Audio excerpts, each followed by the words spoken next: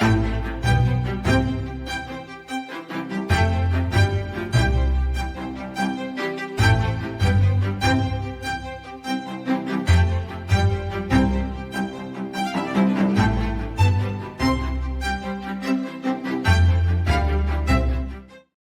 friends and future authors. This is Lynn Liquidy Smart, just back with another episode of Publishing for Professionals.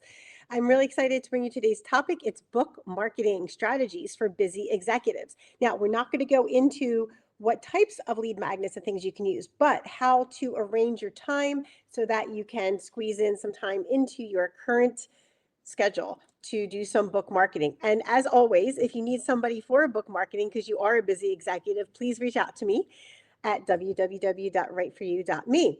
So welcome to today's episode. We're going to dive into how to turn your time into some good book marketing strategies. By the end of this episode, you're going to have a clear roadmap as to how you can rearrange your time and get some book marketing completed as a busy executive. But before we do that, I'm going to read you a client testimonial from Richard Fordyce. Richard said, Lynn helped me set up my website. She did a great job not only in setting it up, but in teaching me how to manage it.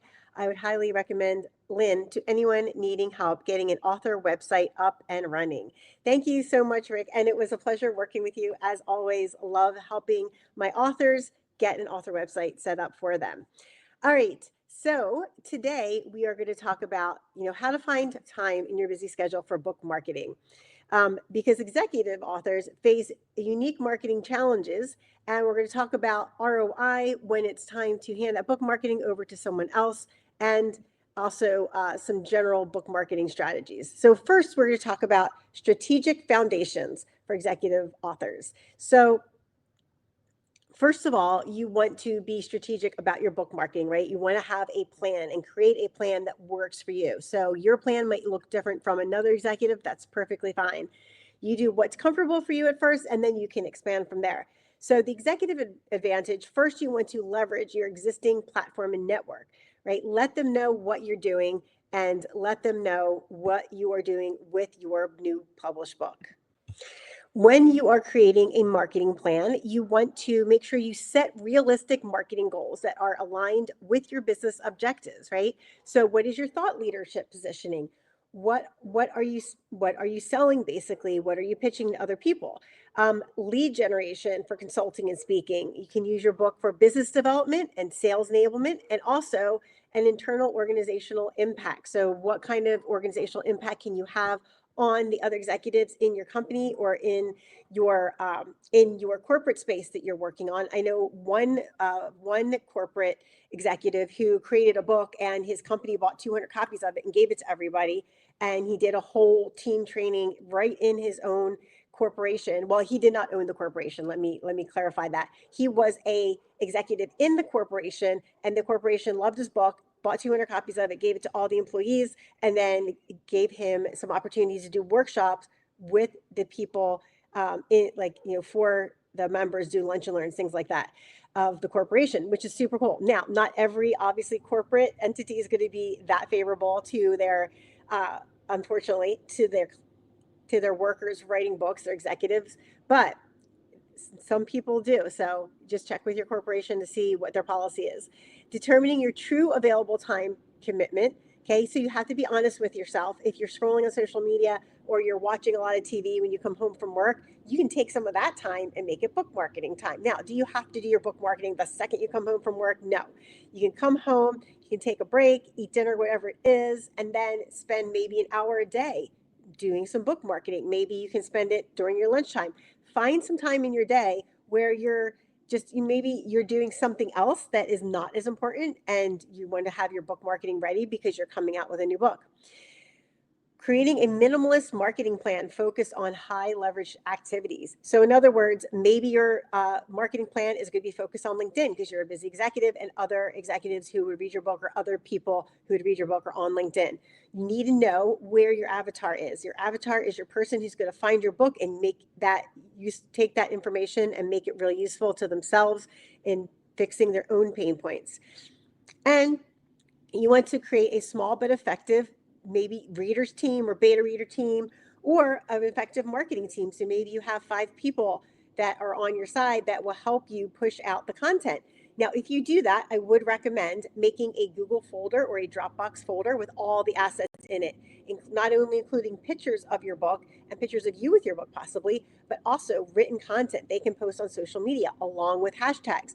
That way, when you do put your book out and you're asking your team, your reader team, to do that extra step and help you market your book, then you can easily just give them the link to your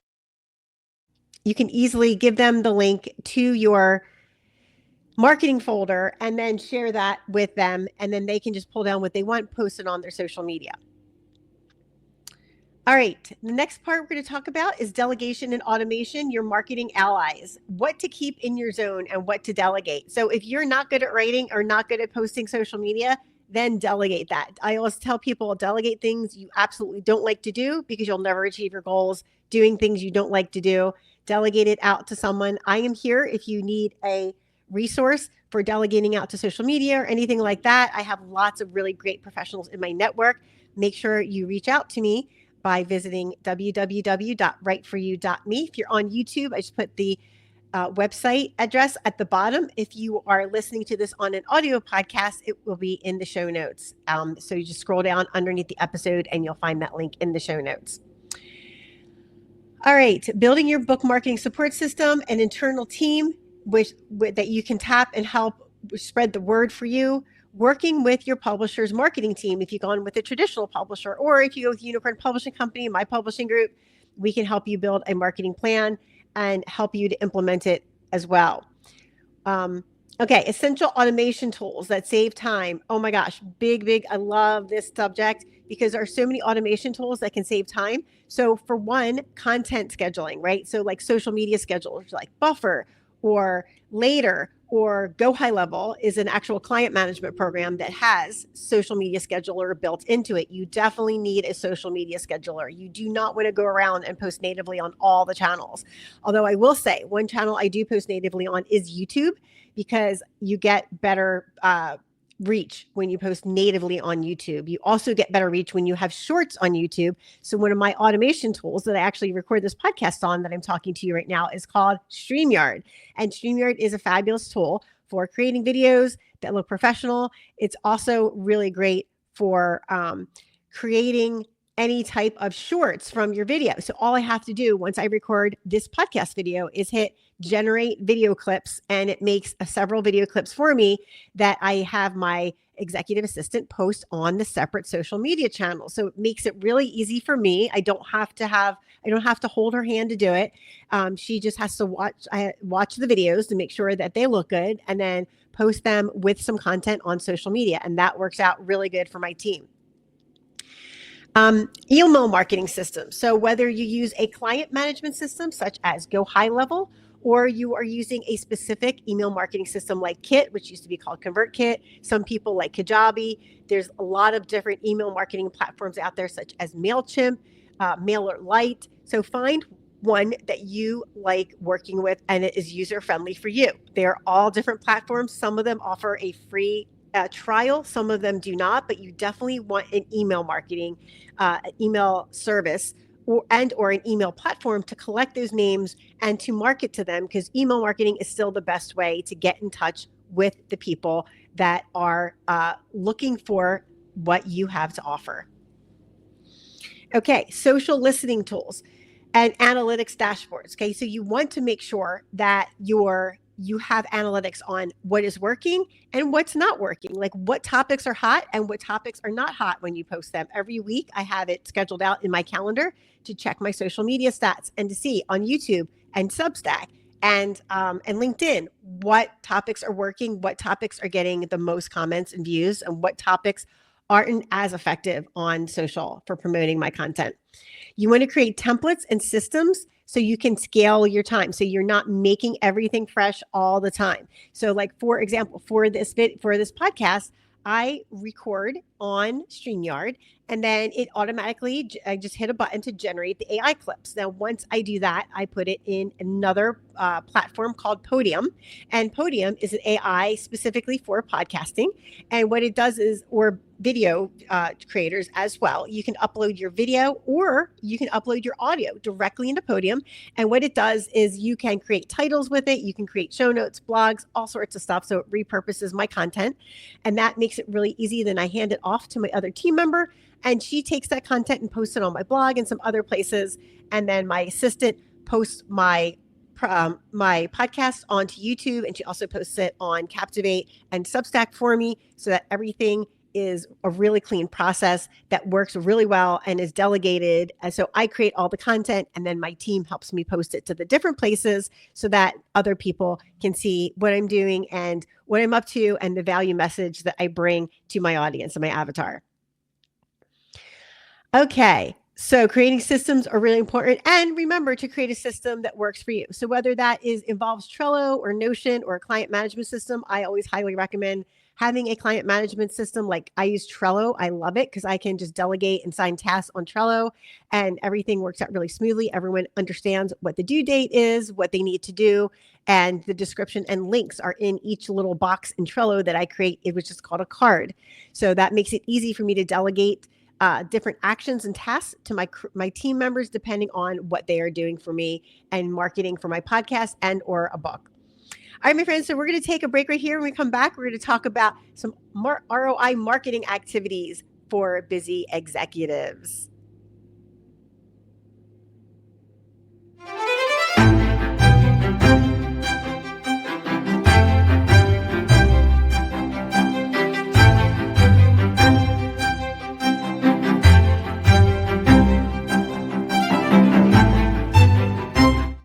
Hey, friends and future authors, it's Lynn Liquidy back again for the second half of episode 20. We're talking about book marketing strategies for busy professionals. So at the top half, we talked about strategic foundations for executive authors. We talked about leveraging your existing platform, setting your realistic marketing goals, figuring out what time you can commit to marketing your book, creating a minimalist marketing plan with high leverage activities, what to keep, what to delegate, book marketing support, and some easy automation tools. Of course, we did not cover all the automation tools. There's a ton out there, but if you would like a consult and have me help you set up your book marketing plan, I can do that as well. I do that for executives, C-suite executives, and also small business owners. So just reach out to me at writeforyou.me in the contact form. All right, so let's talk about high ROI marketing activities for executives. So ROI, if you're not familiar with that term, is return on investment. So you're going to spend time, but you want to get the most response from that time that you spend. So make sure that you're making strategic marketing content. So strategic speaking engagements, those are fabulous because you can get speaking engagements and sell your book. You can talk about your book. People can buy your book and then possibly down the line hire you as well. So strategic engagements are great. Speaking at different events, especially conferences and industry events that are in your vertical, so that you can connect with your avatar face-to-face at that conference, which is really, really powerful. All right. Maybe you have already attended an industry event and you have an email list from that. You can email those people and let them know what's going on. One of the things I do when I come to industry events is if I get chosen to speak, which I usually do, I create a registration form for my workshop, because they, as you probably know, conference attendees just give their information to the event provider, but I do not have their information. So I just create a simple Google form with a few questions on it and offers, say, if you register for my event through my registration link, you will get a freebie in return for registering. So I have their email information, and I also have a little poll on there so it understands what my demographic and my avatar are looking for, what their pain points are, and also gives me information on what content is going to be really important to them so that in the future I can create content that's valuable to my avatar. Also, podcasting experiences, absolute fabulous tool to use to get onto other podcasts. It's called Podmatch. So you go to podmatch.com. Alex and his wife, Alicia, created Podmatch for people who are either looking to guest on podcasts, or if you have a podcast, you can also get people to interview on your podcast. You can find guests on there as well. But being guests on a podcast is one of the best ways to promote your book and to do book marketing. Especially if that crowd, you want to get podcasts, right? That obviously they do interviews. Not all podcasters do interviews. And if they do interviews, who is their avatar? You want to make sure that the podcaster's avatar is similar to yours. Make sure if you are going to be on, want to be on someone's podcast, don't just cold call them. Listen to a couple episodes, tell them what you like about their show, and then let them know what topics you could bring to their show that are going to be really valuable for their avatar. Nobody cares how many degrees you have or how many shows you've been on. We want to know, as a podcaster, what value do you bring to our show? And if you're not going to bring the value to our avatar, we don't want you on our show. So make sure that you are doing that. And also make sure you have something in return you can give them. Maybe you do a live on Instagram with them on your platform. Maybe it's you highlight them in a Substack story on your platform. Whatever it is, don't just ask to be interviewed. Tell them, I would love to come on your show. In return, I will do this for you to give you exposure on my platform. So make sure you have an idea of what you would like to do to have them on your platform, to give them exposure as well, because podcasting takes a long time and it takes several hours to produce and market a podcast every week, even if it's just a half an hour podcast. So keep that into mind and consideration. Strategic opportunities and guest posts, like I just said, that really great opportunities. Internal marketing, leveraging your organization as a professional promotion platform, whether that is your small business or your professional network. Executive networking groups are great as well to help with book marketing channels. Integrating book marketing into your existing business activities can be kind of hard, but if you're out just like talking to people, and I always have a copy of my book with me, that latest one I publish, and I say, oh, by the way, I've got this great book, blah, blah, blah. And I show it to them and they're like, oh my God, that's amazing. That's exactly what I was looking for. And sometimes they don't, and that's okay. And you can say, I always say, hey, if you know of a friend who would like this information, I can text you the link. If you can text to them, that would be fabulous. All right. Integrating book marketing into your existing activities. We just talked about that. And digital strategies. So like I said before, you want to repurpose things, right? You don't want to keep creating all new content. And that helps with getting the word out about your book without having to spend extra time constantly creating new content. Which brings me on to segment 4, which is content repurposing and team execution. So the one-to-many content strategy, right, is creating once and distributing widely. Now, do you have to be on all the platforms? What I always recommend, and what other professional creators have recommended as well, is that you have an account on Facebook, on Instagram, on Threads, whatever it is. I have accounts on all the things except for, I think, TikTok is the only one I don't have an account on. However, you can post to all these places, but you don't have to be highly active on all of them. So I post to probably about 8 or 9 different platforms. I'm active on 3, and LinkedIn is one of them. Substack is another. And then I'm also active on YouTube. So those are the places I'm active on, and I make sure I comment back, but I'm not always active on the other platforms, but I do post just for the exposure, because if you're using a social media scheduler, you can just click the button and post to multiple places at one time. Although I would recommend LinkedIn and LinkedIn, you have to post natively. You can schedule it, of course. Substack, you also have to post natively, and yet they have their own internal scheduler. And then the other one I would recommend is we said LinkedIn, Substack, and YouTube. So those are the 3 I actually post natively on. And then because you can schedule all your content out natively on their platform, which is nice, because then batching it out is really important. And what does batching out mean? Batching out means that you sit down and you have a list of things you're going to create that day. Mondays are always my day to batch out content. So today I batched out 4 content episodes on my podcast. And then I also batched out 8 articles for my Substack. So I try to keep ahead of my schedule by sitting down for a few hours at a time and then just going through the topics I want to write about, do my content, create my content, and make sure it's uploaded into all the correct drives. And then my team takes the process from there. So I create the content and then my team posts it out on the platforms. Effectively repurposing your existing executive communications are really great. So if you have channels in your executive communications that work, then just add this to your executive posts, right? You don't have to create new channels if you have some that are already working really well for you. You can turn speeches, presentations, and interviews into marketing content as long as they relate to your book, right? And also you can take your speeches, presentations and interviews and create a book with them. There's a process that I do as a ghostwriter that you can learn if you sign up for my ghostwriting services, obviously, and book a discovery call with me. And I can tell you a little bit about how I do that process, and we can get started next week on your book.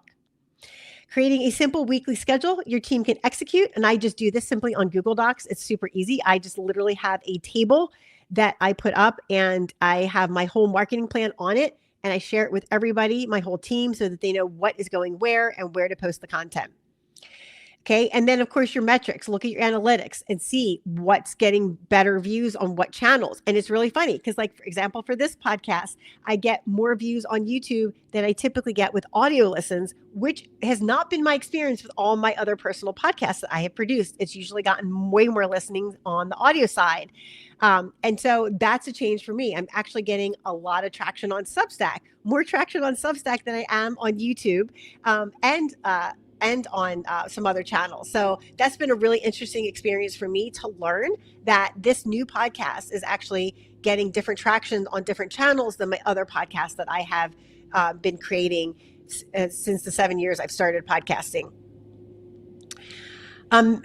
When to adjust your strategy. So I always tell people, don't adjust your strategy every month, right? Because you need some time for your data to be built up and to be for the analytics to populate, right? So every 3 months, look at your strategy, see what you're doing. And if you need to change anything out, then do that. In April, I had to change some of my marketing strategy out because I was figuring what was working and what was not working, right? So you want to put your time into the things that work because you want to adjust your strategy based on the results that you're getting. And here's where some people trip up. So some people think like, oh, I made this fantastic episode. I love it. And they put it out and it doesn't get a lot of views and they just keep promoting it because they think, well, eventually it's going to get more reviews. But that's not how you want to work it. You want to experiment with different topics, put it out there, publish it on whatever you're publishing it on, and then look and see what topics are getting the highest views and information, the highest views in analytics and the longest watches, and then see how many other topics are similar to that you can create for marketing.